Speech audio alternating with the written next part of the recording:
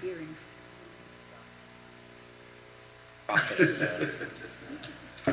So,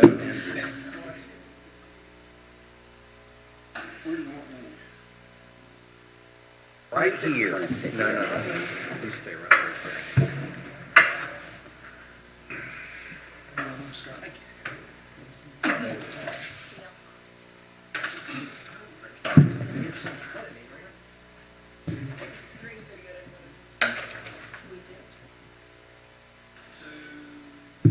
Property owner citizens have everybody that they need here. One time, I'm not saying it's a bad idea to not have him here, but it's not, Mr. Lash representing Yes. one of the folks. Yes, But he he's was. not coming today. He's not responded to email. I haven't Okay. been able to get a hold of him. All right, He's so, kind of semi-retired. He keeps telling me that he's trying to retire. He's got a younger lady working in the office, but that might be why he is not. okay, all right, if everybody stand with me, and we'll say the pledge and get started. Pledge allegiance to the flag of the United States of America and to the republic for which it stands, one nation, under God, indivisible, with liberty and justice for all. All right. So I'll call this code enforcement hearing of June the 26th.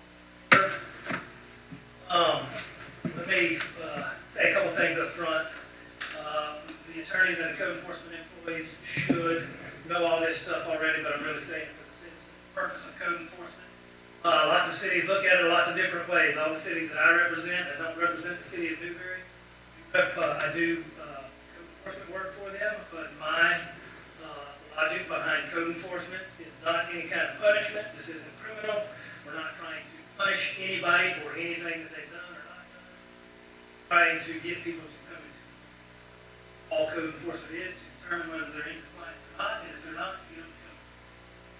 I'm not going to stick it to anybody with fines. I'm not going to make somebody wish they hadn't violated any kind of code. What this hearing is for is get people who are not in compliance to come in. Somebody to feel threatened or worried that the city, I don't believe they're out to get anybody. They're just out to make sure that people are. Process of the hearing. I have to go through all of it. Process of the hearing is this. Minutes. All the hearings are going to be, I think, uploaded on YouTube afterwards. So they'll be available for anybody to see, watch, listen to afterwards. All hearings and proceedings have been properly noticed. We may talk about some of that today. We're going to let any person whose interest may be affected by this matter speak in front of the process. We're going to start the hearing. We're going to let the city bring forth their case and say this is why we think there is a violation of the code, and then we're going to let the property owner say this is why we not a violation of the code. Guys that come in front of the magistrate, and in the end we'll determine violation, and if there is a violation, process. Like I said, we're going to let the city provide evidence first. Let the owner provide any evidence that they want to. We'll go back to the city and allow them to provide any rebuttal evidence or witnesses to what the owners have said. Then we'll come back to the owners if we have to. We're not going to cut anybody short. No, we don't want to be here all afternoon, but we're going to let you say what you want to say about the case. I'll come to an order. There may be issues today, and I've already thought about this. I've only seen from this case, I haven't talked to citizens about it. I haven't talked to the city about it. I haven't talked to the attorney for the city about it. All I've seen is the documents that they provided. Notices that they've sent you in the picture. I'm going to be using to determine right here today, or from the documents that hopefully everybody's looking at. And here's the thing with both of these cases today. I'm not sure that there's going to be too much argument about the facts of status of the property, what the property looks like, whether violation of the code at the property. There's probably going to be arguments from what I've seen in the package about whether those codes are enforceable or not. I'd like to, right up front, ask the city and the citizens if there's anything, so we can short circuit and make this hearing more efficient, if there's anything that we can stipulate to or agree to. I know I've seen some documents in the package that came to me that talked about meeting.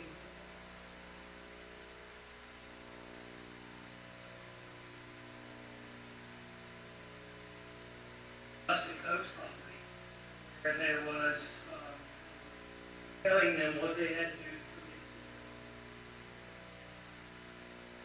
We don't have to argue about those if we don't have to present evidence about those. I'd rather not do that today. Y'all, I don't want to short circuit your due process. You have the ability to make the city prove those things here, but if we're going to argue that about fire extinguishers being in certain places, not when there's, I don't want to make the city prove that if the case is that they're not there. So if there's anything that we can stipulate to, where we can look at each other and say, hey, let's not argue about these things. We'll agree there's no fire extinguishers there. We'll agree there's no exit signs. Let's just talk about what I think maybe both of these will come to in the end.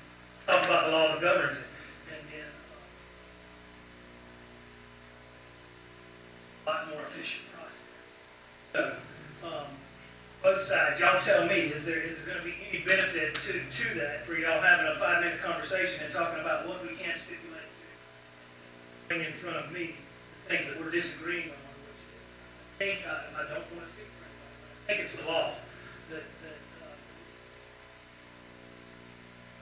benefit each other, talk to each other for about 5 minutes and say, okay, we can tell the code enforcement magistrate, yes, this is the status of the property, there's no argument about if fire code is enforceable, if the building code is enforceable. These things are not done and what need to be arguing about today is if those things have to present that evidence for 30 minutes or an hour, we can skip right past that. Like I said, I don't want to short circuit anybody's due process. You have the ability to make the city prove that. The city has the ability to make you prove that that's not the case. Read that stuff and stipulate it.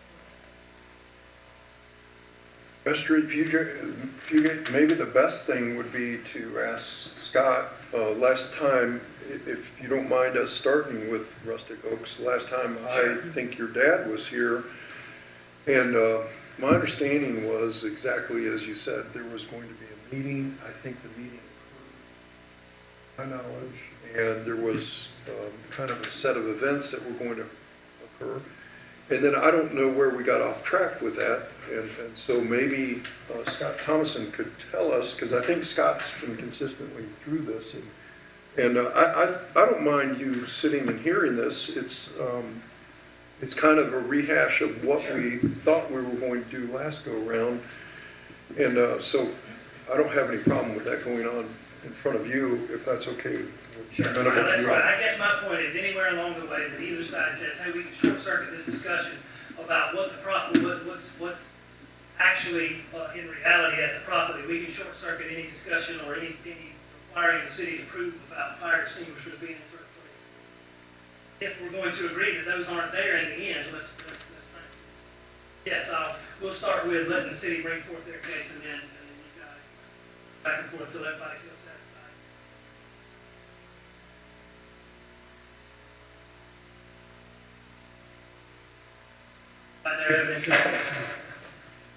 You want to I'll provide evidence or yeah. discuss?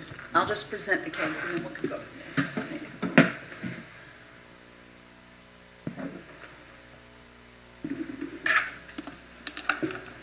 Good afternoon.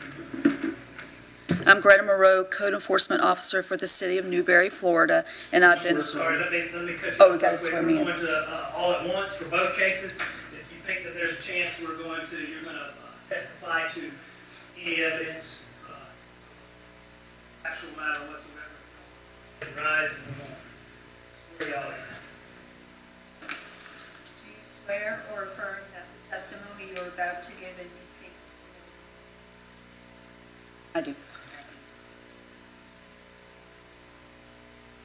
Okay, sorry, no, I apologize for that. I am Greta Moreau, Code Enforcement Officer for the City of Newberry, Florida, and I have been sworn. My credentials are on file with the Special Magistrate Secretary.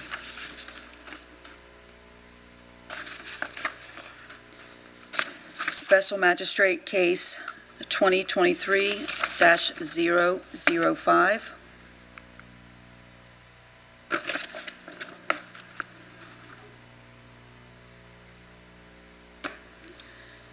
This is a case involving Southeast Perimeter Solutions Incorporated and Rustic Oaks Ranch LLC.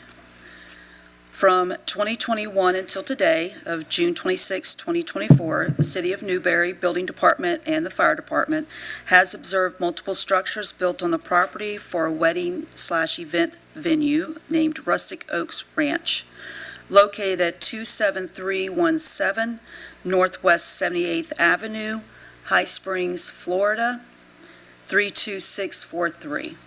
Parcel number is 0178-0-000-000. The property is zoned agriculture and is approximately 40 acres in size and is not homesteaded. The property was inspected by Scott Thompson, City of Newberry building official, on October 31st of 2023, and was found to be within the corporate limits of the City of Newberry, Florida, and in violation of the City of Newberry Code of Ordinances, Chapter 14, Building and Building Regulations, Article 2, Building Code, Division 3, Building Permits, Section 14-101, required.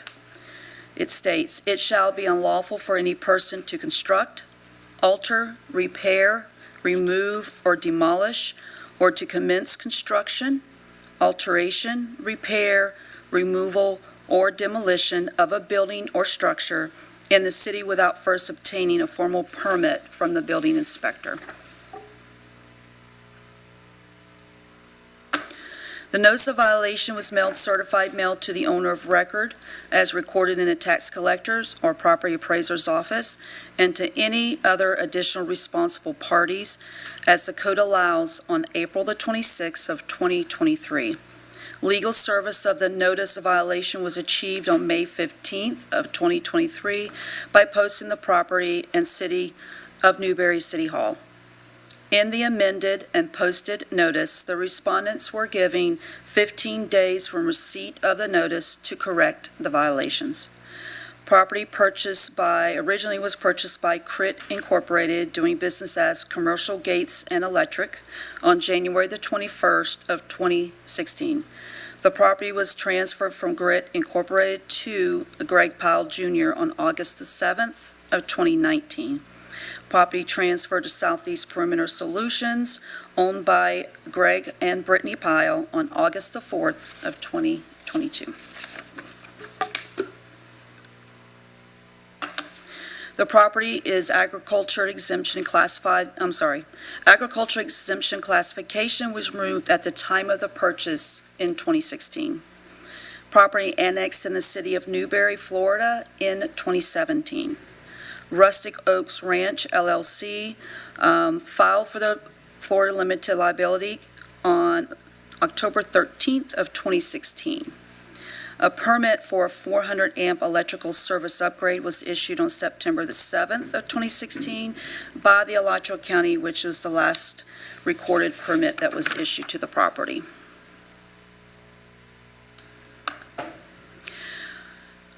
We may discuss agritourism today. So my next couple slides will be some publication information that I received from UF and IFAS Extension Office and the Florida State Statute 570.85 and 570.86. And I do have a copy of the IFAS UF Extension Office information, and I will submit that into evidence. In 2013, the Florida legislation passed Senate Bill 1106, a bill that protects and strengthens agritourism opportunities for the Florida farmers and ranchers. As a result of the legislation, Florida Statute 570.86 defines agritourism activity as any agricultural-related activity consistent with a bona fide farm, livestock operation or ranch, or in a working forest which allows members of the general public for recreational, entertainment, or educational purposes to view or enjoy activities, including farming, ranching, historical, cultural, civic, ceremonial, training and exhibition, or harvest your own activities and attractions. An agritourism activity does not include the construction of new or additional structures or facilities intended primarily to house, shelter, transport, or otherwise accommodate members of the general public. An activity as an agritourism activity, regardless of whether the participant paid to participate in the activity. This definition clearly indicates that in order to receive any of the benefit provided by the statute, an agritourism activity must be directly linked to a farm, ranch, or forest that is actually in production, and that it must be an activity that is related to agriculture. Florida State Statute 570.85 eliminates the duplication of regulatory authority over the agritourism. In essence, this means that local governments may not create new ordinances, rules, etc., that limit agritourism activities on land that has an agricultural classification pursuant to Florida Statute 193.461. This primarily pertains to ordinances that would restrict hours of operation, number of participants, parking regulations, etc., when the facilities are used for the agritourism activities.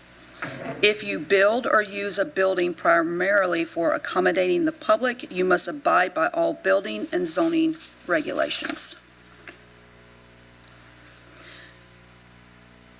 The following screenshots were obtained from Rustic Oaks Ranch Facebook and or event venue website. That you just went over. Yes, sir.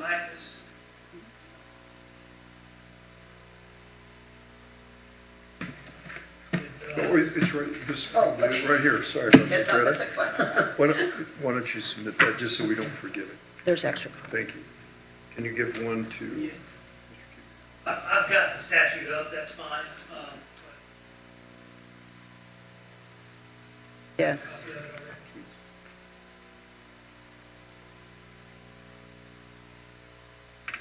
Mr. Fugate, we will submit the slides into evidence as well. Okay, so all the slides, if there's any pictures that the city's gonna provide, we're gonna group them all under city's exhibit B. It is.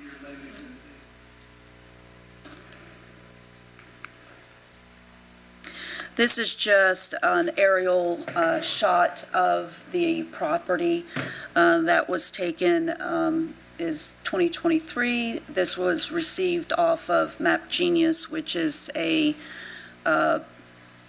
program that the Alachua County, they pull it from their information in the property appraiser's website. Next is a Facebook status showing that June of 2016, the property was originally purchased January 2016 of that year. So by June of 2016, they were posting pole barn, the posts were being brought in, and they were going to start the production of the main pole barn that's on the property, that's being utilized as one of the venue spots on the property. And at that particular time, they were already going to utilize it as a venue property. August 26th of 2016, additional photos showing that the poles were up and the trusses, and they were getting ready for concrete at this point. First wedding was on the property October 22nd of 2016. This particular photo is of the original home that's been on the property that's being utilized. One of the rooms is being utilized as a bridal suite. This is a photo of their Facebook. what the front of their Facebook shows. In the middle there, this is not showing up here very well. The middle photo is the actual original structure that they built for the weddings. It's an open pole barn on the sides, on three sides. That particular side they closed in it to give it more of a facade there. But there's photos on the left there are of the interior of that particular building. There's been additional buildings built on the location.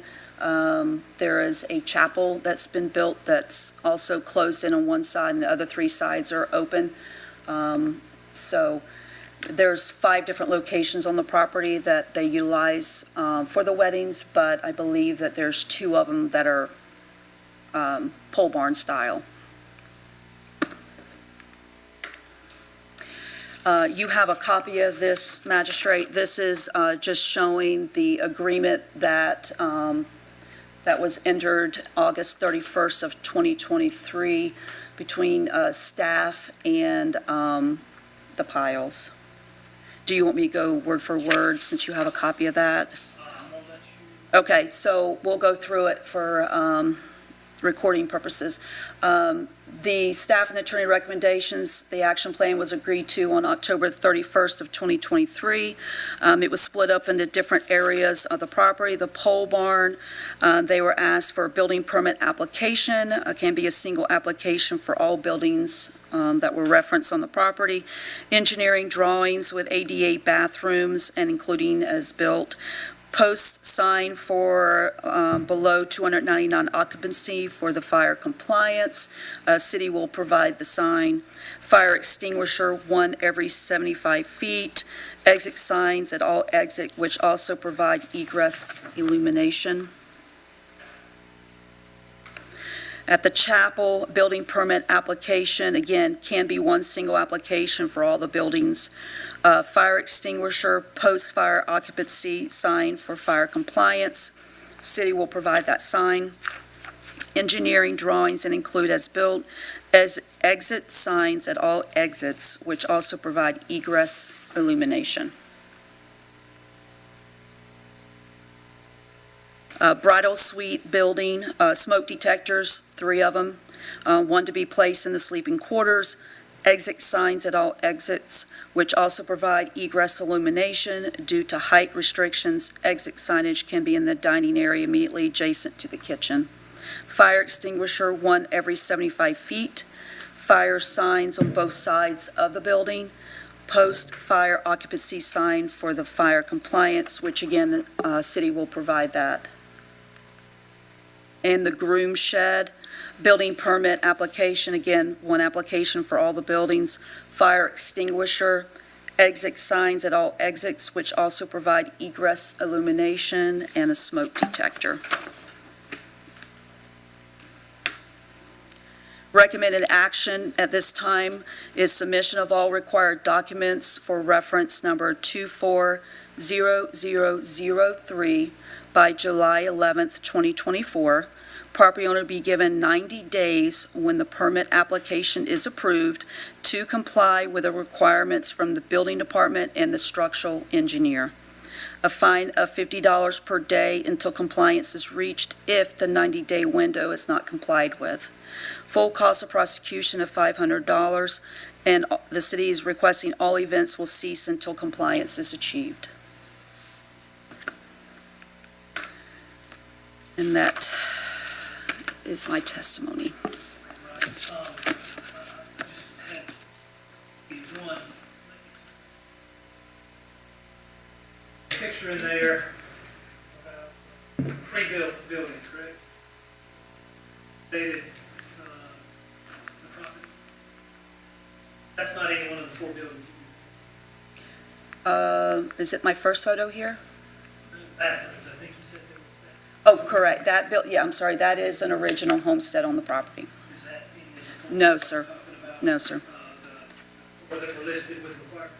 Right, this building, well, except for, I'm sorry, not permit-wise, there are some interior, it's the bridal suite, and yes, there is some fire extinguishers, fire alarms that have to be, that is on the bridal suite. Smoke detectors, 3, 1 to be placed in the sleeping quarters, exit sign, the fire extinguisher, fire signs on both sides of the building, and then post occupancy. That's what's required from that building.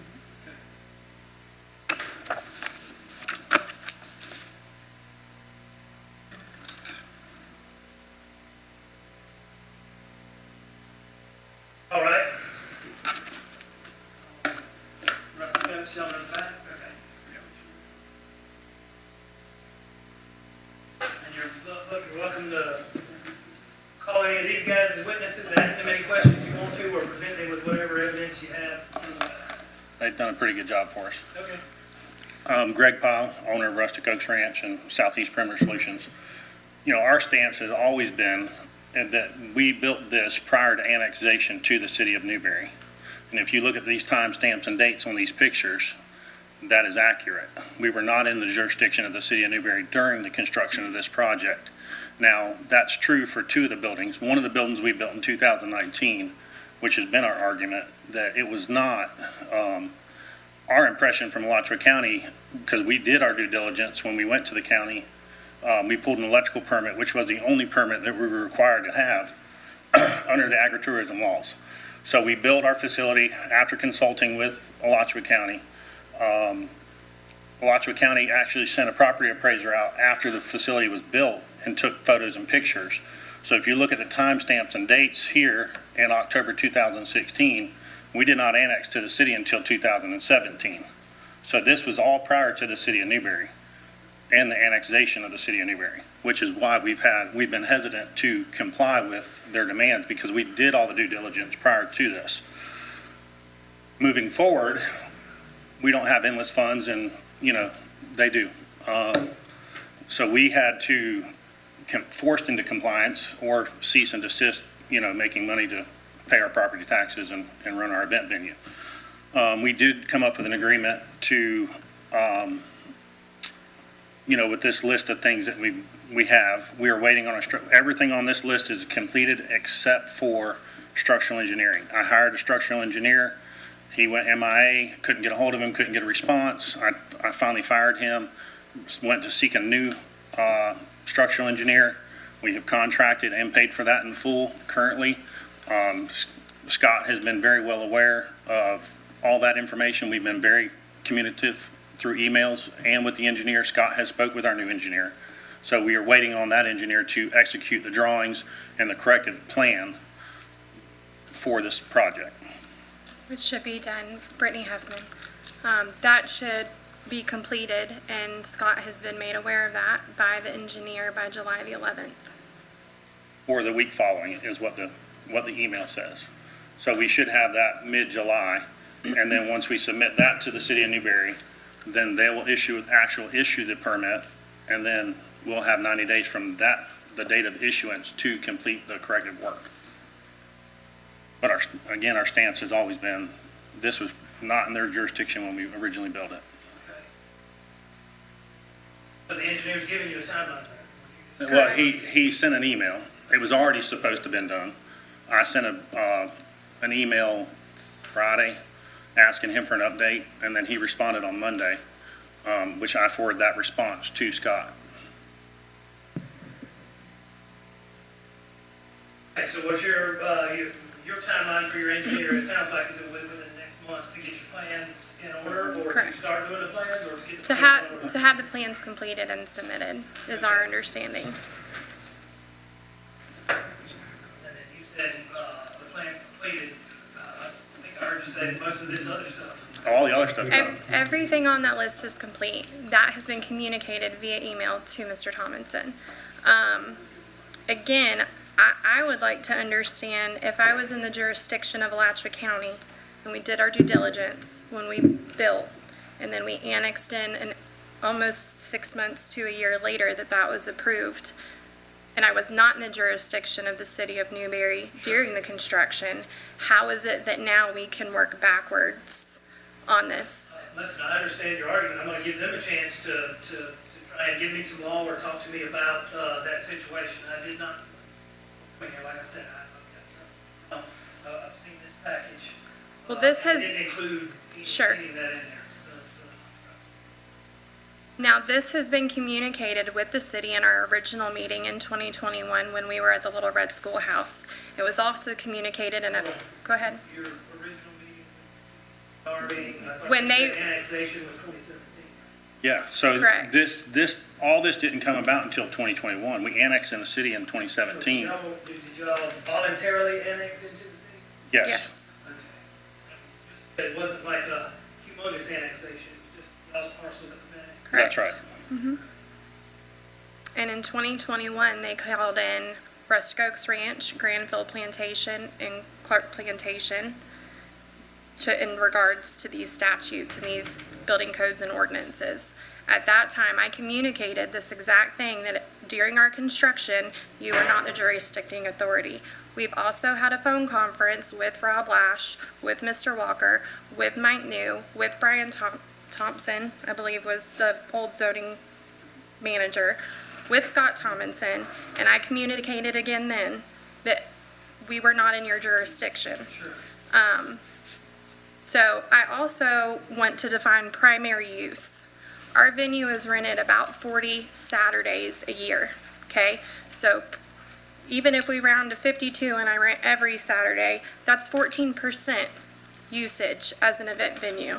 The rest of the time, all of our equipment is parked in there so we can keep up with our pine trees and everything else. So how are we getting to the fact that this is primary use as an event venue if it's used 15% of the time to operate as such? That's my point is, I don't have a point. I'm gonna let them, try and answer some of those questions and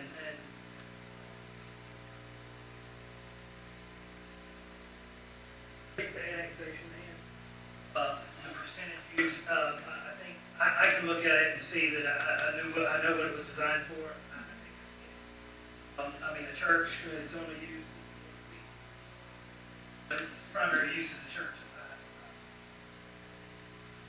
Kind of an escape out of, weddings only happen on weekends. So, And all week we operate and keep our equipment in I'm gonna there? let them speak to Yeah. that too, then. So I'm gonna let y'all finish up, tell me what else I'm you have, and done. then I'm gonna give them a chance, and then I'll come back and give y'all a chance. Sure. That Good. concludes Thank what I you. have to So say. if the city's got any other evidence, or if they've got some rebuttal too, a couple issues, and the annexation issue. I'll speak again on a couple of the points that they brought up. So I did make contact yesterday after our meeting with Mr. Pyle, I did make contact yesterday with Alachua County.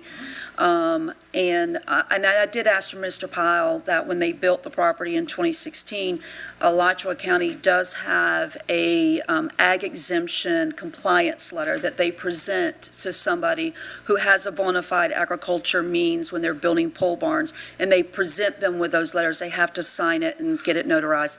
He didn't remember if he received one. I did contact Alachua County yesterday. They never, there was never a request for one. They never presented one. They do have records showing that there was some communication, possibly in 2016, that if they were going to utilize the property, and that means that they, she says she couldn't put her hands on it, but she remembered it, and she pretty much sure that they told the Piles that they would probably have to do a special exemption change on the use on the property. And that was done sometime in 2016 or early 2017. She couldn't provide me the documents at that time. So our stance for the city is, and I understand the agritourism that's been brought up. I did ask Mr. Powell yesterday, what is the bona fide agriculture means on the property?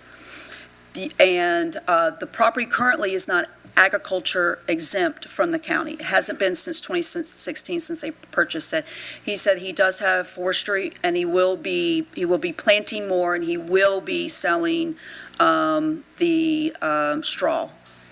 Listen, the agritourism exemption that we're talking about, I think because of the reason you just said, and I'll give you a chance to come up but I don't think they follow, because they're not, they haven't had an agricultural exemption, and also because the agritourism activity is defined as new structure. I don't think Right. that gets them out of having to pull a permit with you guys under that specific, trying to look at 570. I don't think they get out of having to pull a permit because of that agritourism exemption. Right. There may be some, they don't have to meet certain standards Mhm. for fire protection or building code that they don't have to do because it's a farm building, but that agritourism exemption, I don't think in my mind, I haven't been given anything that shows me agritourism, it gets completely period. I think because it's not owned agriculture, it didn't have the also, because agritourism activity is defined as excluding new structures. Mhm. That's why I was asking about Right. any new structures are not exempted from blue. All right, that's all I have at the moment. And maybe Scott will come up. The conundrum I'm in right now is the annexation part of it. We haven't cited them for violating Alachua County's part of Alachua County. Outside of that, we've cited them for City of Newberry's code under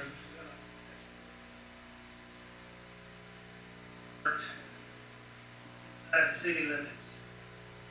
When that was constructed and they were annexed, I'm assuming, and y'all tell me if I'm wrong, I'm assuming they were annexed were all of these buildings built, when they were annexed in, or how do I get past them, they didn't pull a permit when they built in Newberry, they didn't pull that permit in Newberry because they weren't in Newberry.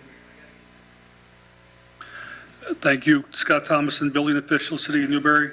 I believe you've heard testimony that the wedding chapel itself was built in 2019 after they were in Newberry.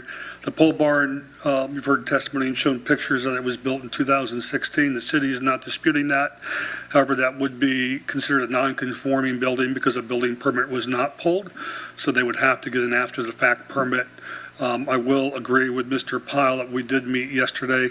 City Manager New, Code Enforcement Officer Moreau, and myself met with him, and we have agreed on giving them 90 days from the issuance of the permit that will allow them to continue operating to finish out their season and give them some time to make the necessary repairs and address every issue we've had. I have communicated with... I mean, I don't want you to, I'm sorry. Let's talk about those issues where we're talking about fire extinguishers and exit signs and everything. Those are all, you're satisfied that those are all no longer concerns? Yeah, everything that we've listed as a concern, I know he's worked on and is working on. And yesterday he agreed he will pull the permit. He's waiting on the information from the engineer. I have spoken with the engineer. I speak to him every week. And the story that Mr. Pyle is telling you is the same story we're getting. We're hoping he has it in the next couple of weeks. It should take a day or two to issue a permit, and then we can keep moving forward and get this closed out. Did you talk to me when you first said non-conforming?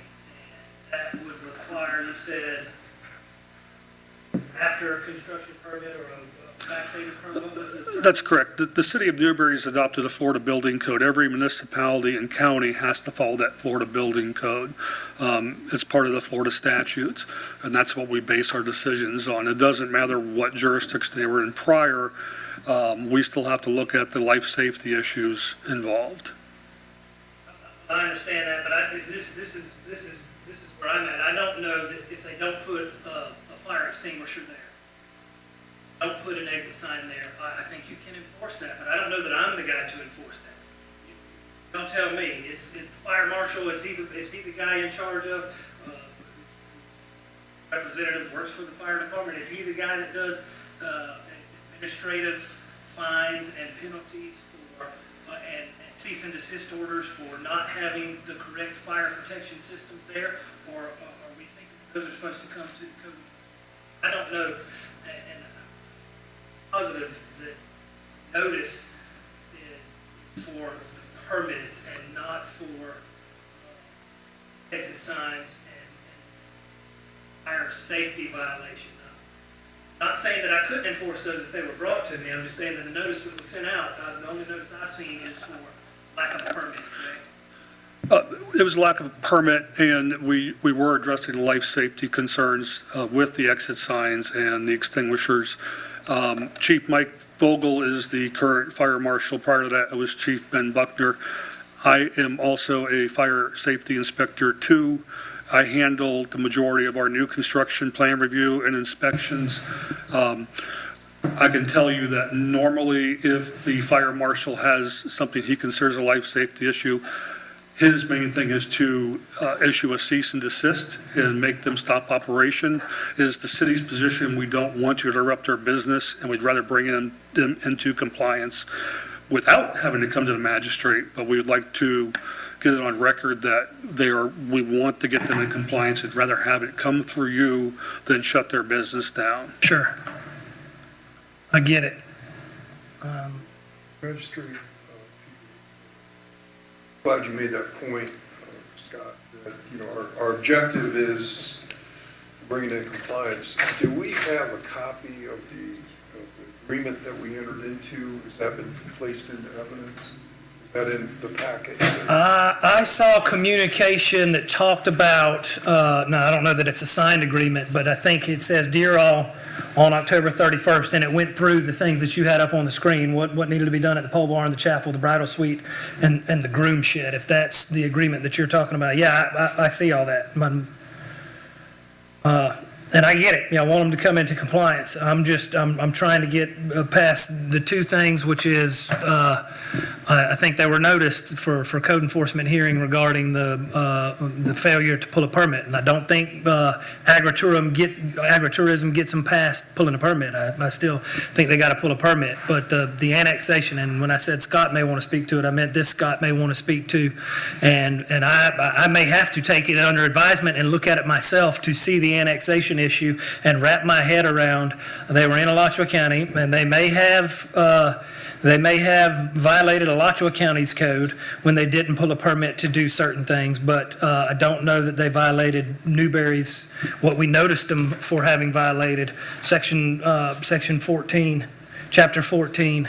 I don't know that they did that when they didn't pull a permit. I like when you said that they're required. Is there a part of Newberry's code that says if you're a non-conforming and you get annexed in, or if you're non-conforming for any reason, you've still got to go back and pull a permit? Is that under chapter 14? While he's thinking, Okay. may I interrupt for just a moment? City Manager Mike New just presented me with a copy of an ordinance 2016-9, and it was the original ordinance that the Powells requested to annex into the city. The first reading was held on August 22nd of 2016, and then the second reading was September 12th of 2016. So that is when the Powells annexed the property into the city. So they had started the project, and they were in the process of still continuing with the project at the time of their annexation. Okay. Mr. Future,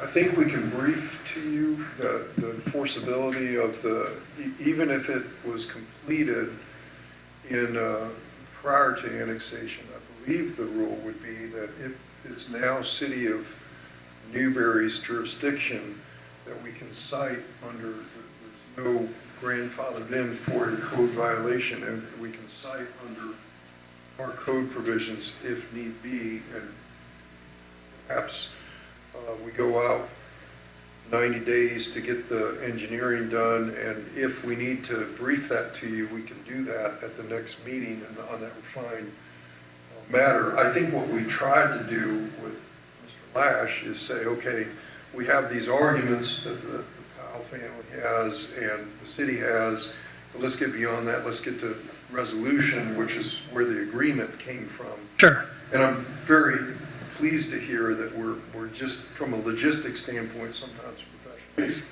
as he said, and Mr. Powell said a little while ago, the first guy went by the wayside and just kind of left him high and dry.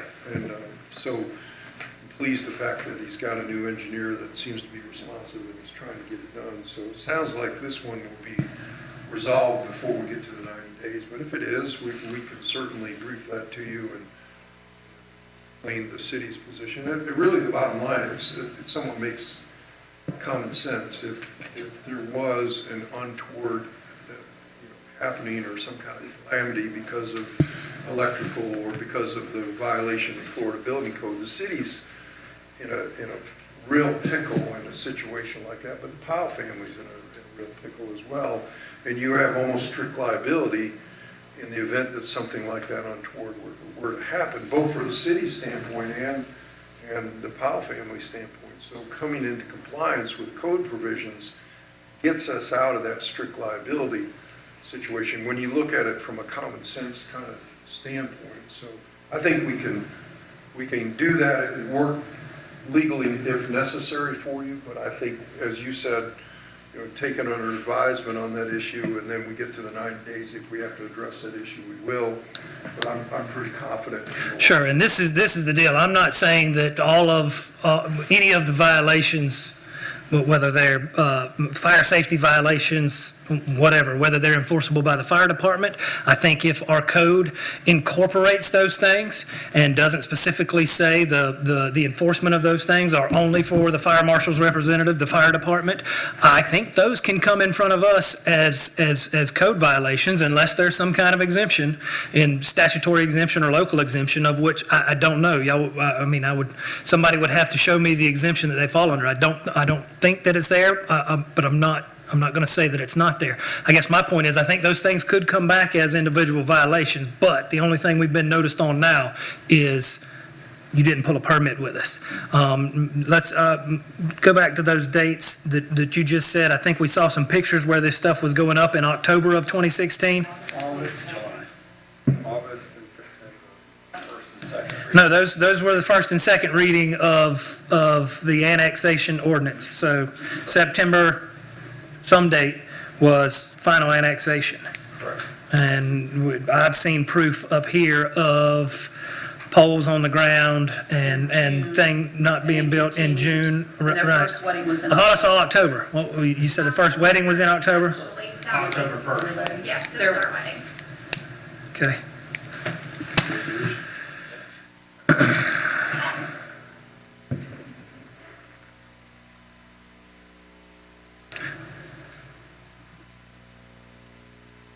Just a second. What was that final date of annexation? I think you said September 21st, maybe?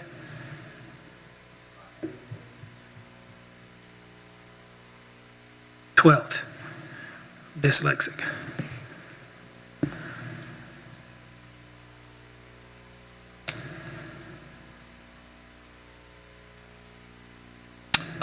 Okay, so the evidence that we have, and really, I think I'm probably ready to issue an order saying they are in violation other than the annexation issue, but I want to make sure that you've provided all the proof that you want to about the building dates, the date of annexation, and I want to make sure that they've provided all the proof that they want to about building dates and date of annexation. And then I think where I'm leaning is I'm probably ready to issue the order, but I'm going to hold off and hold it under review and give y'all the chance to say, to show me the city's ability to go back and require an after-the-fact permit when they were annexed in. I have not researched that law. I don't know that law off the top of my head, whether it's local or statutory. I'm going to give both parties the chance to show me some law on that if they want to. So, but I think y'all provided all the proof y'all want to about the annexation date, correct? Yes. And the building date. Do y'all have any other evidence or anything that y'all would like to rebut that they've said? I would just like to ask a question, please. Sure, yes. So my question would be for annexation, what is the time frame in which they are allowed to come back? Is 5 years? That's what I'm asking y'all. Yes. Look, we say this all the time. I represent 4 cities. I do code enforcement here. I do code enforcement in Levy County, and all of these things could be local laws that handle that. So I don't have all of the laws, Sure. and I've been trying to look while I'm up here. I'm just not going to have everybody wait around if it takes me 30 minutes or an hour to find it. And I would really rather you guys show me this is where it says we can, after annexation, we can go back and require, or I would like you guys to, what I do want to get done for sure today, y'all can provide me the law, what the city thinks about that and what you guys think about the law on that. After the fact, I'm going to say I'm probably going to give 30 days for you guys to provide me any statutes or local laws. But today, I want to make sure before we leave here, regarding that annexation issue or regarding any other issue, that you guys have given me everything you want to give me as far as evidence on those Sure. things. So the only other thing that I wanted to know is when the inspection was complete for the electrical permit, which was at the very end of September, by the Alachua County building official, we did walk him around the venue, and we did ask and inform because we were finishing the venue that week. The Alachua County The Alachua, and he inspector. Correct. And he advised that we were completely within building code and completely within our permitting process because we wanted to make sure that something like this would not happen. After annexation, Marshall McElroy was the building official at the time, and I had in-depth conversation with him as well. Here or For Alachua here. County? Okay. For City of Newberry.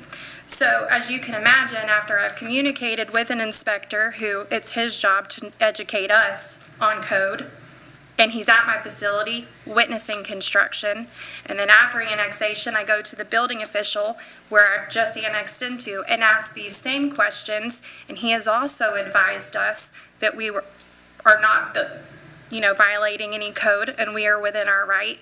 It's very frustrating that now we have new code enforcers, new building officials, and now we're back to square one. No, I understand that, and I understand where y'all were at that point. But again, we may get past all this, and I may say you guys weren't annexed in, and City of Newberry has not shown me where they have the ability to go back and make you pull permits. That doesn't mean that if you guys fall under the fire code, they don't have the ability to enforce the fire code No. or anything else that's going on out there, or the building code.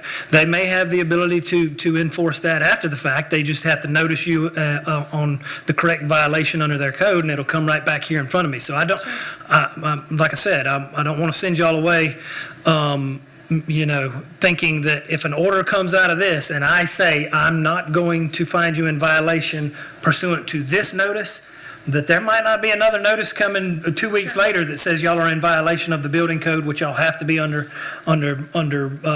Newberry's code or the fire code or any other parts of their code. That may come 2 weeks later. So, like I said, I'm worried about noticing of the correct code that we're trying to find you under violation now and the annexation dates. But we get past all those. I don't want you to think that's you're free and clear. Sure. They can cite you on the code Well, this- violations that are there, not just the lack of a permit. We've already took care of Yeah. the fire code violations Sure. that they've listed in this list. Okay. Everything that they've asked for is 100% complete, and I've invited Scott to come out and see it and do an inspection.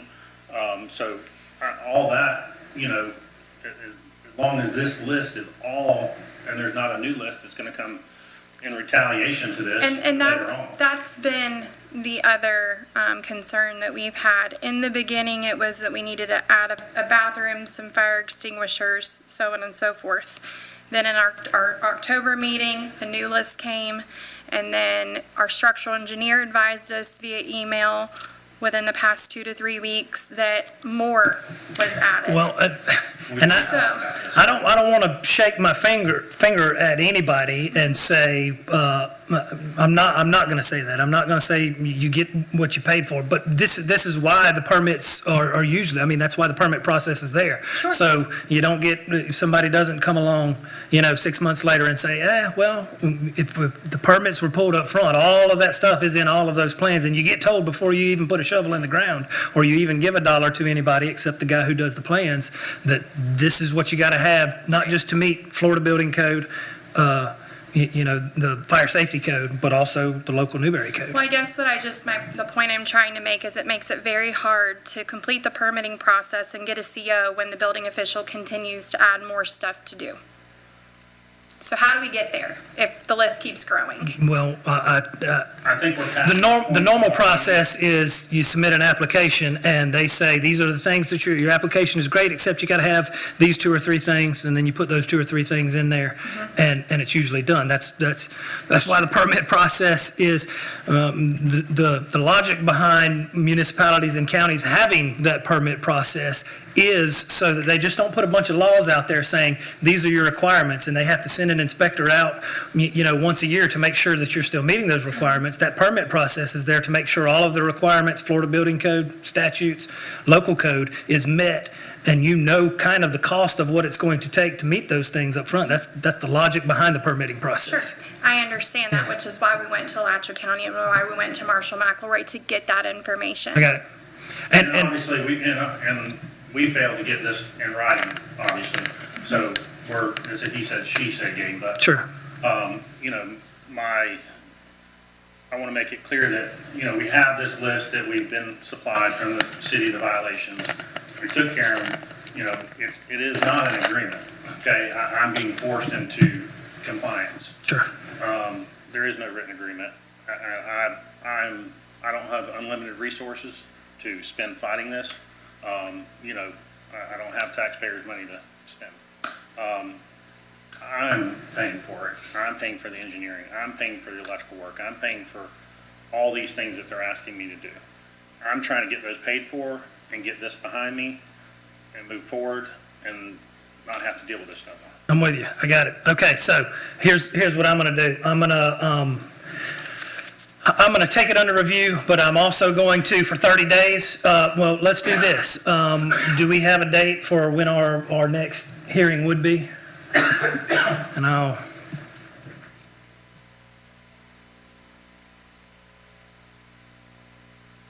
if it's 90 days for the engineer to get the work done, why don't we look at He's Done within 2 weeks. that's what he says. okay. Sure. That's what we're being told. We have no control over that. Excellent. So make that clear. And so he's saying the week of July 11th. I've spoken with Scott and Mike, officer, on Monday in our meeting. It is issued. And the corrections. okay. All right, well, I'm going to do this. I'm going to because I was willing to put it back on the next one. I'm going to let you guys bring it back to me whenever y'all feel it's necessary. But, I think like I said, I think if it wasn't for the annexation issue, I'd be willing to make an order right now regarding whether you got to pull a permit or not. I think you guys would be in violation, except I need to know about this annexation issue. That's why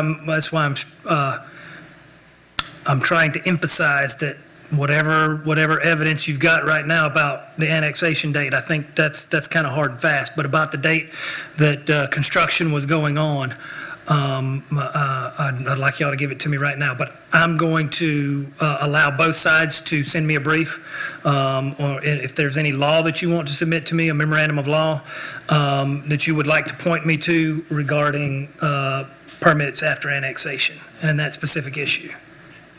And then, once I get that, we'll deal with it at whichever hearing y'all want to bring it back up on. Okay? That works.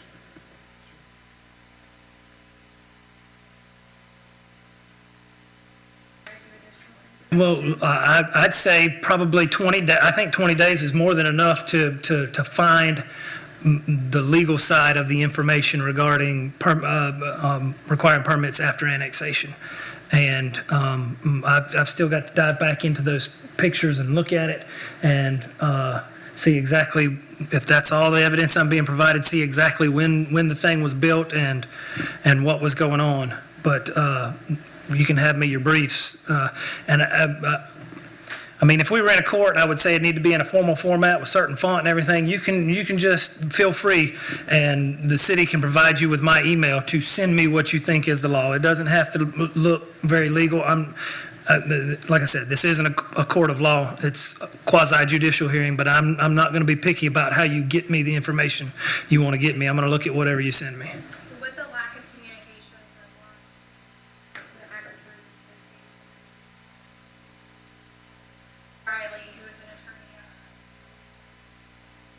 statute.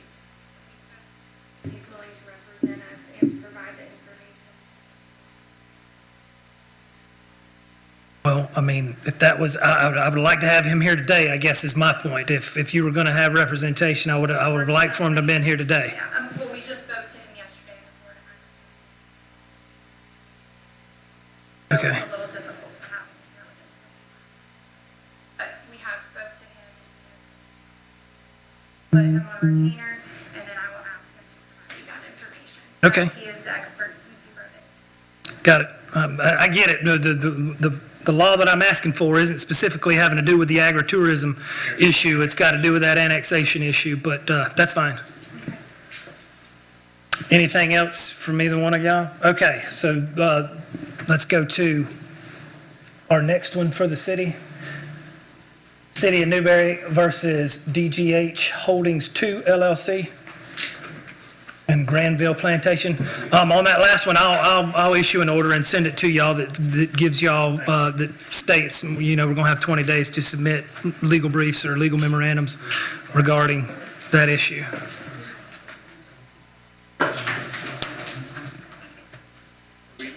Yep. Yes, sir.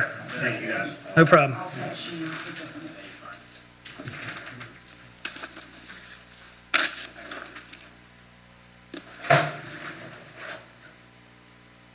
I just texted my office because I recognized the Hodge name and asked Clay and bookkeeper if we represented you all. Represented you in the past, and I think we may have a continuing representation. So I feel like I can't, Okay. I've got to stay out of this. That's fine, and I I think, wish I'd have seen that before, but when I was shaking your hands, I recognized the name, and so I apologize bringing that up right now. I'm going to ask y'all, do y'all want to continue until you've got the ability to find some replacement counsel, or are you all right with code enforcement folks driving the I train? think they've handled it pretty well. Okay. As is, if everybody's okay with that. All right.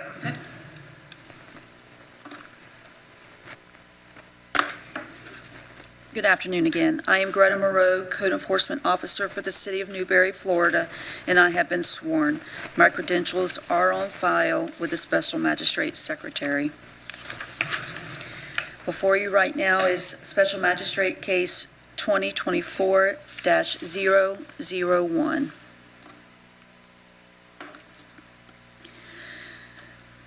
DGH Holdings LLC and Granville Plantation LLC.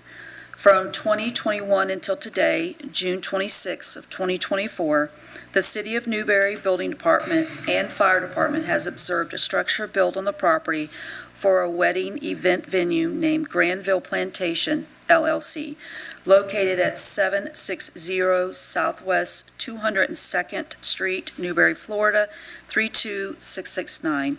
Parcel number 01923-001-000. The property is zoned agriculture and is approximately 40 acre in size and is not homestead. The property was inspected by Scott Thomason, City of Newberry building official, and at the time, the former City of Newberry Fire Chief Ben Buckner on April the 14th of 2021, and was found to be within corporate limits of the City of Newberry, Florida, and in violation of the City of Newberry Code of Ordinances. Chapter 14, Building and Building Regulations, Article 2, Building Code, Division 3, Building Permits, Section 14-101 required. And it states, "It shall be unlawful for any person to construct, alter, repair, remove, or demolish, or to commence construction, alteration, repair, removal, or demolition of a building or structure in the city without first obtaining a formal permit from the building inspector." Courtesy letters were mailed to the property owner on August 17th of 2021 and March the 2nd of 2022, requesting they contact Scott Thomason, City of Newberry building official. Both certified letters were returned and unclaimed. The notice of violation was mailed certified mail to the owner of record as recorded in the tax collector's or property appraiser's office, and to any other additional responsible parties as the code allows on April the 26th of 2023. Legal service of the notice of violation was achieved on May the 15th, 2023, by posting the property in City of Newberry City Hall. At the time, a copy of the notice was also emailed to the property owner at their website, at their email weddings@granvilleplantation.com. In the amended and posted notice, the corrective action was to immediately stop all work being performed, apply for a City of Newberry permit from the City of Newberry Building Department, and pay all required permit fees, including any penalty fees. Complete all required inspections prior to the permit expiring. The property was purchased by DGH Holdings II LLC on February 14th of 2018. DGH Holdings II LLC was formed by the Florida Limited Liability Company on October 29th of 2018. City of Newberry Commercial Electrical Permit was issued on January 16th of 2019. The permit was for 400 amp electrical service, and that was the only permit that has been filed. Again, not as much on the agritourism, but I will also present the UF IFAS extension information as evidence in case as well. Publication by UF IFAS Extension Office and the Florida State Statute 570.85, 570.86. In 2013, the Florida legislation passed Senate Bill 1106, a bill that protects and strengthens agritourism opportunities for Florida's farmers and ranchers. As a result of the legislation, Florida State Statute 570.86 defines an agritourism activity as any agricultural-related activity consistent with a bona fide farm, livestock operation or ranch, or in a working forest which allows members of the general public for recreational entertainment or educational purposes to view or enjoy activities, including farming, ranching, historical, cultural, civic, ceremonial, training, and exhibition, or harvest your own activities and attractions. An agritourism activity does not include the construction of new or additional structures or facilities intended primarily to house, shelter, transport, or otherwise accommodate members of the general public. An activity is an agritourism activity regardless of whether the participant paid to participate in the activity. If you build or use a building primarily for accommodating the public, you must abide by all building and zoning regulations. I met with property owner on June the 3rd, 2024, and forwarded an email on June the 11th of 2024 from Scott Thomason, City of Newberry building official, acknowledging structural plans and a floor plan that had been submitted by the property owner, and requesting documentation from a registered design professional stating the building was constructed to code. The following screenshots obtained from Map Genius and Granville's Plantation website, if they would be entered into evidence. This is an aerial of the property in question.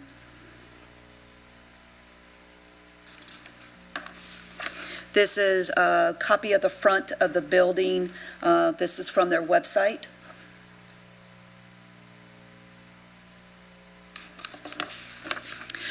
This is some information on their website as to the type of events that they can hold there. And just copy there, the main event room holds 100 to 300 people. This is interior of the building.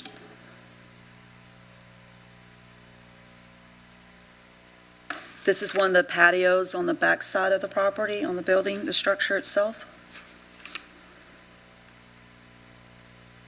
Copy of the bridal, I guess you would call it the bridal suite. Our recommendation is 90 days to submit all required documents for permit number 23-0314. a fine of $50 per day until compliance is reached if the 90-day window is not complied with, full prosecution costs of $500, and all events will cease until compliance is achieved. And that's the end of my testimony. Go back one slide, sorry. That's good. How many? And maybe the last slide that had some words on it. There was something I was going to ask you and I didn't write it down, but Oh, that's I fine. didn't add any words to, on the first side, this one? Or the first one, that is from their website, so Okay. that's, you want to go back to the second one? The next one? No, go back one or two more.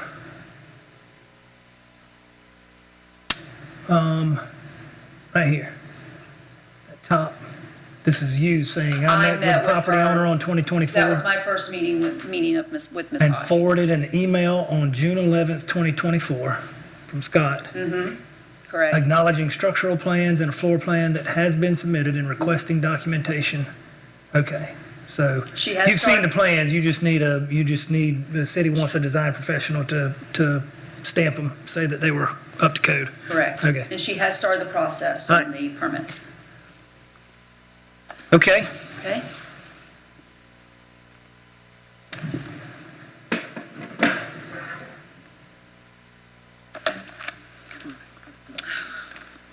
My name is Gail Hodge. This is my husband, David Hodge. We have farmed for 52 years. Our farm has been in the family since 1919. So we are truly farmers. Our income is made from agriculture. This building was built to store tobacco. We have 150 acres of tobacco. We have 400 acres of watermelons. We grow blueberries, we have a cow-calf operation, we pick grass seed, and we do hay. So we are a true agricultural family. This building was built because, and we do have a large packing house already, and I do not have a permit because it is an agriculture building. for the packing house. We built packing house, I have coolers, I have a large facility, and that's what it's used for. We were renting space across town we have a mini melon, and it needs extra refrigeration.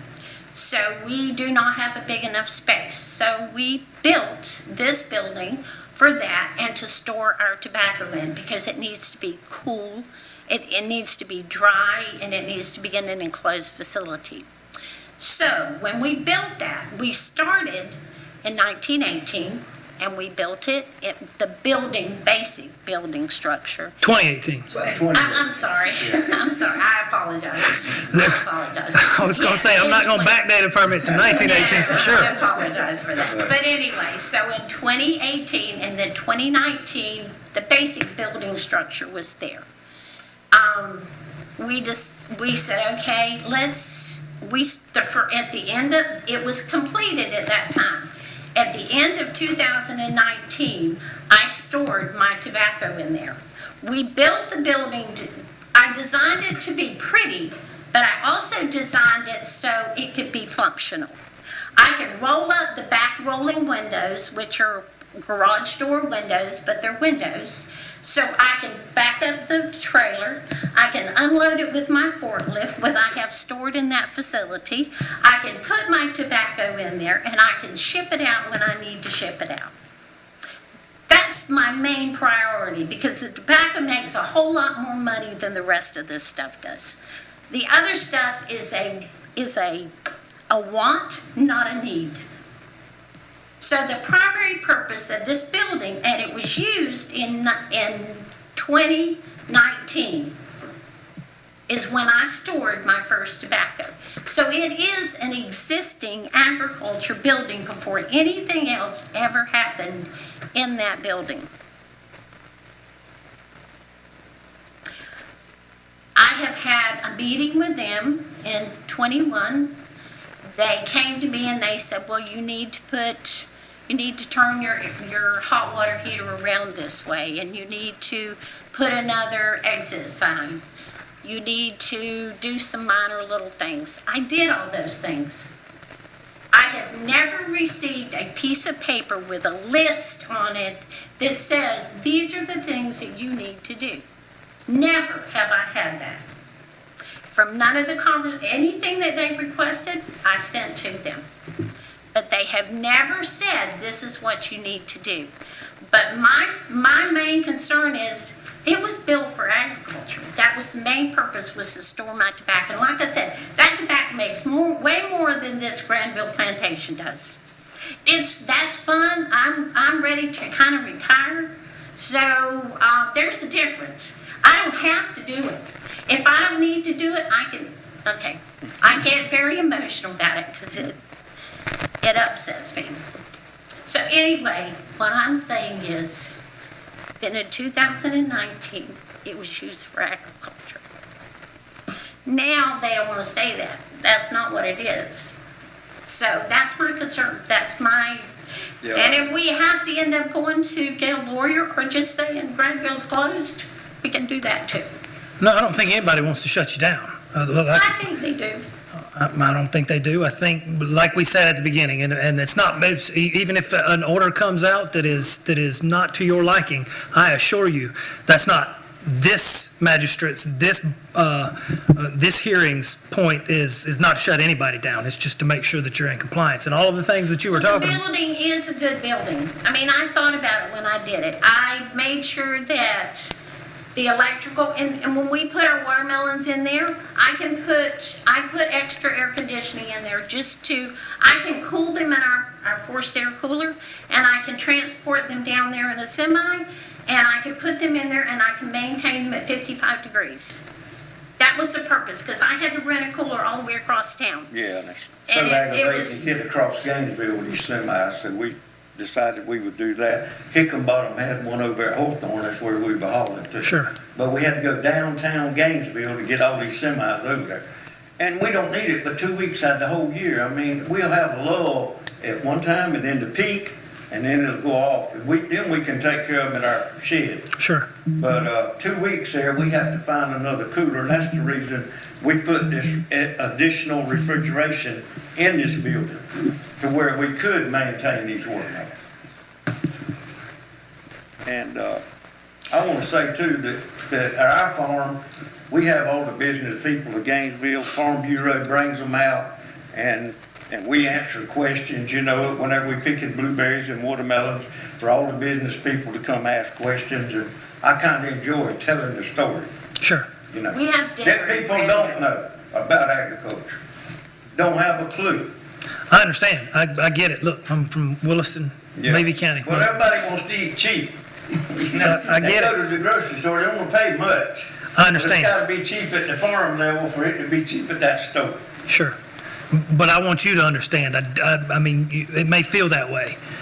But It truly does. It may feel that way, but I assure you, this hearing is not here to shut anybody down.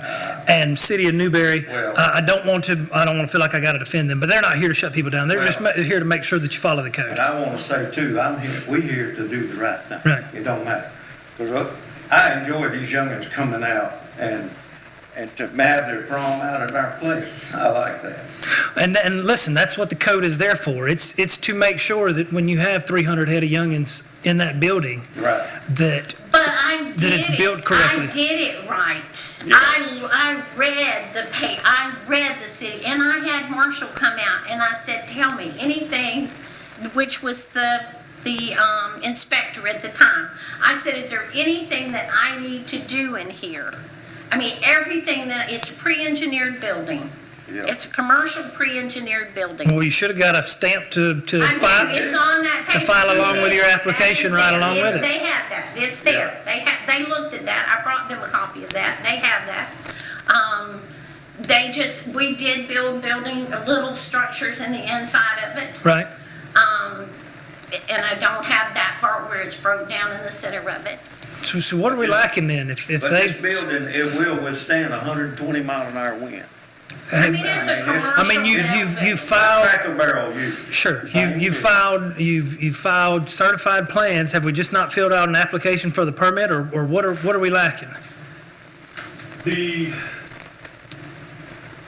city has been very lenient with them. They built, and I will say that the Hodges are very gracious. They're salted other people. I've met with them several times.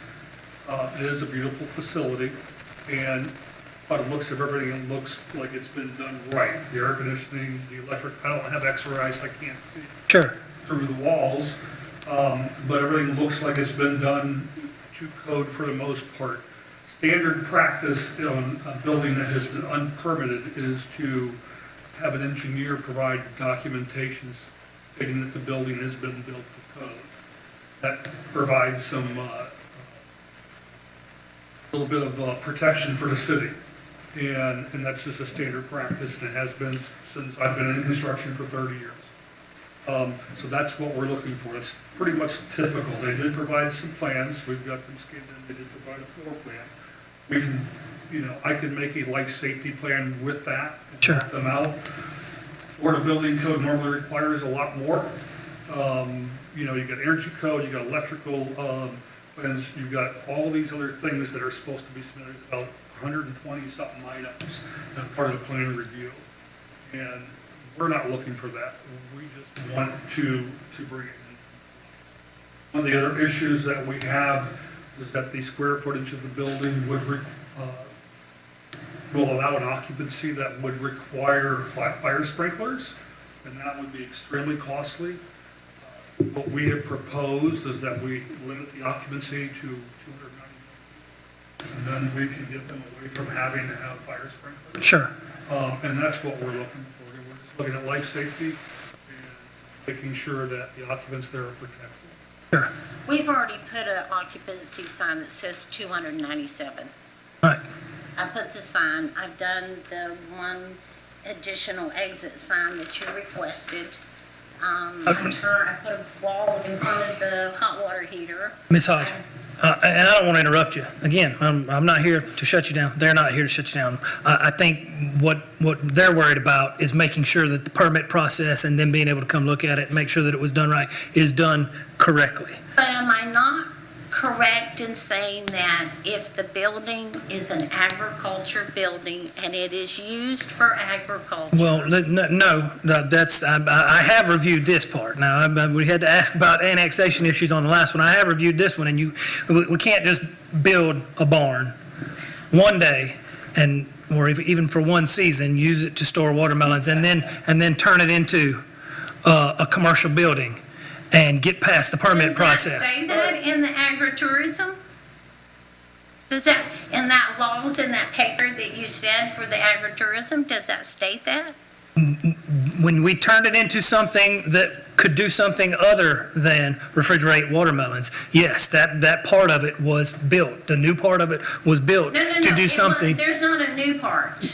Well, It's all one building. no, I understand the whole building is one building, but the facade on the inside, when it's created to start holding people for the public, when you turn it in from a pole barn to something that's meant to hold 300 people inside, that's what the law is for, is to make sure that those 300, like he said, we want you to not have to do the sprinklers. The law is there to make sure that those 300 people that are gathering under that roof, 299 now, meet the fire standards that are required for 299 people and not a batch of watermelons. That's what the permitting process is for. So, or do we have, let me ask one question. We don't have any annexation issues. These guys, y'all been in the city? We've been in the city for Okay. a long time. Yeah. No, I don't have a problem with that. All right, I would like to ask for an extension. okay. So, I would like to have a piece of paper in writing that tells me every single thing that I need to do, because I'm yet to have that. I think They when you have file an requested application it. for a permit, when you meet what my order is going to ask you to do, which is file an application for a permit, there's going to be a process where they're going to give you just that. Correct? And the application process is still in process. Sure. So all this really boils down to needing a permit. That's what it all boils down to. Yes. The rest of it's BS out in front. It's all about a permit.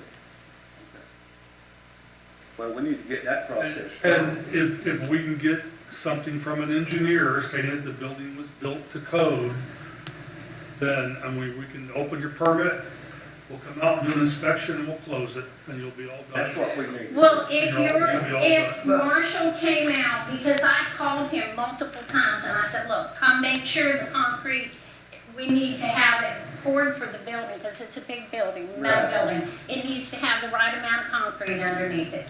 And he did. He listed to me exactly what we needed to do. There was no permit on it, we have no records of Marshall problem. So what we gotta do to get that, we got to go back where we bought the concrete? No, Say that sir, this you one- can talk to any of the local engineers. I We need got an some- engineer to, Just, he'll write you a letter saying he's looked at it, he'll probably come out and walk around the building and look at it and write you a letter. It's, well, you got to give me some names of who I need to call. I'll send it, yeah, but I did get, that. in that email I sent you, there was We a poured suggestion. 400 yards of concrete. Well, let's talk about this. You said, want to talk about an extension. I think they've proposed 90 days, a grace period of 90 days before any fines or anything starts racking up. Okay, from I today. cannot believe that the city of. From the date that I issue this order, which should be before the end of this week, it should come out. It's the And same. they have dissected. So it doesn't matter if you had, Tourists.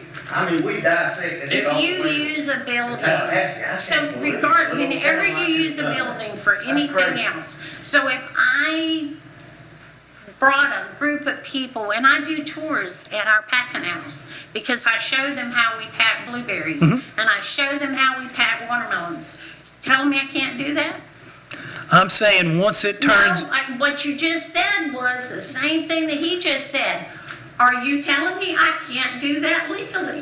that's not before me today, is what I'm telling you. When Well, but the law, the word of the law, are you saying if I use my packing house to do a tour for the city, for the Chamber of Listen, Commerce in Gainesville, and they bring all of their dignitaries in there, and I show them, and I do a pack, I mean, that's what you're telling me. Well, that's not what I'm telling you. This is what I'm telling you, Ms. Okay. Hodge. A judge and a magistrate do not sit and make decisions on hypotheticals. Can you tell me this? Without it being brought in front of me, like this was, with the evidence that's brought before me, where I can see this is for let me look at the exact language in agritourism, where it is for accommodating members of the general public. I cannot tell you at your packing house and what you're doing with dignitaries, whether that equals this that falls out of the agritourism exception or not. I can't. But why does it not fall out? Why does it fall out of the agritourism? Why does it? Because it was added I on only to, have 18 weddings. the construction was done to accommodate members of the general public. Not the poles going up on the side, but the rest of the building, when it was finished out, was done to accommodate the general public. And you've told me, I mean, I can see on your website, there's Is she wrong? a Yes. capacity of 100 to 300. It's there for the general public. Let me tell you a little bit about a wedding venue. People don't realize this is not the goal that everybody thinks. We have no weddings. June, it July, and doesn't August matter. is too hot. People don't get dressed up. How many weddings you got? 2? We have In about 3 months. 18 weddings, but it doesn't matter. But this is not no goal line. No, it really doesn't matter, because the purpose of it was just for me, Right. because I like it. I made a mistake. No, you didn't. Oh, yes, I I did. wish to God I'd have never. You built- can go I wish I had ahead, you my can money go back. ahead, and Is what I would. I will make the They city can have it. manager happy, and I'll turn it into Come on houses, here, because girl. I have lots, and you'll be thrilled with it. That's So- come on. Gail, Give me a ruling, tell me what you want me I'm to going do. to. Well, I'd like to hear from you about, we have a proposal of 90 days. I'm willing to. That's fine. Okay. That'll work. All right, well then I'm gonna make the order just what they proposed here, 90 days, and I think they've explained to you that coming into compliance is not, you're not really that far from it. It's just making sure that an engineer has walked around there and says, here's the plans, here's what you've done to put this building up, it is done properly according to code.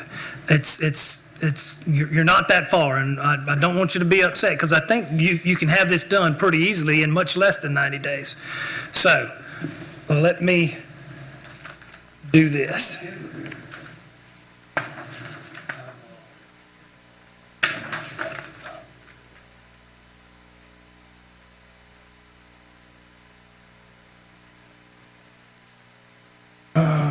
That's not y'all's.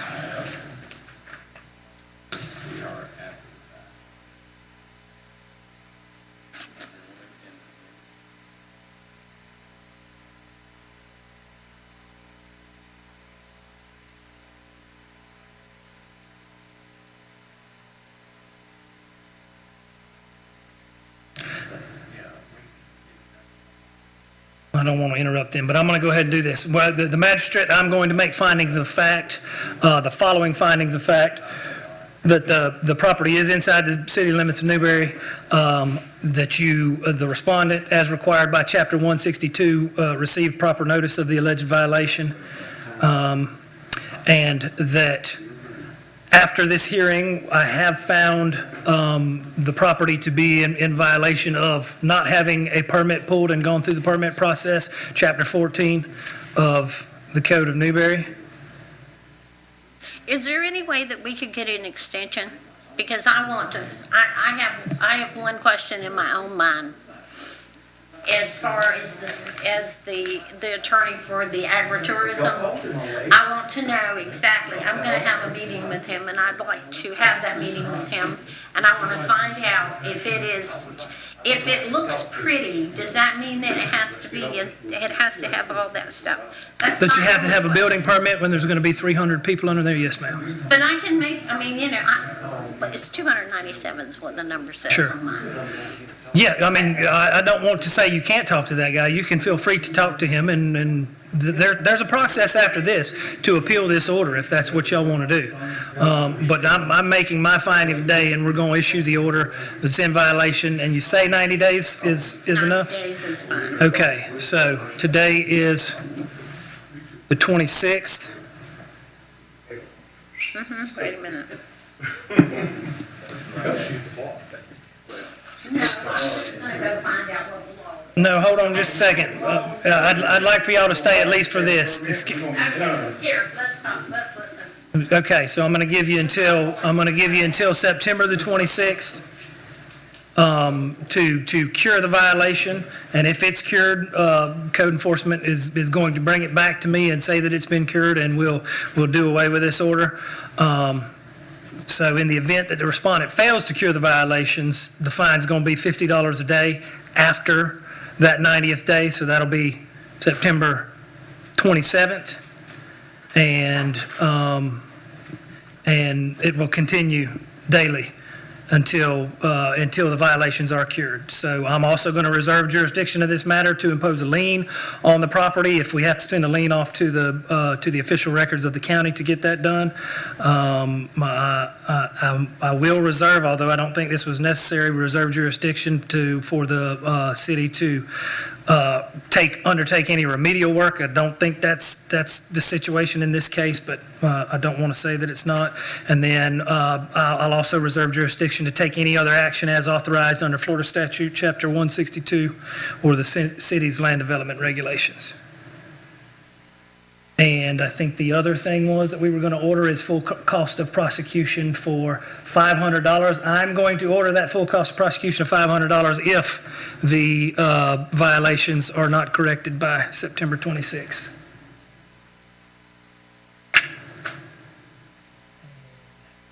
That will be it, so ordered.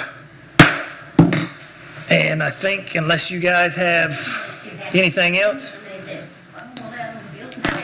That's it, sir. I think we'll stand adjourned.